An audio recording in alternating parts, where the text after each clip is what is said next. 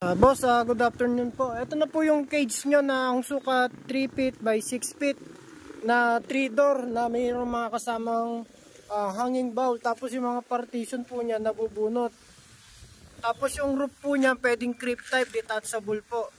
Tapos may sabitan po ng trapal. Tapos kagandahan po nito, may sariling drainage po. Ayun po. Parang may sarili po siyang poop tray. Dito po yung labas ng tubig sa kanan. Tapos yung roof po niya long span, heavy duty po. Tapos may pinaka insulation po para outdoor nga po, para hindi mainitan yung doggy nyo. Tapos yung wheels po niyan heavy duty na may lock na 3.0. Ayan po. Ang sukat po niyan 3 feet by 4, 6 feet. Tapos 3 feet po yung taas, hindi po kasama yung paa sa sukat. Tapos po yung mating niya puti na rin po na heavy duty po. Ang price po niyan 14,800. Ayan po. Okay na boss.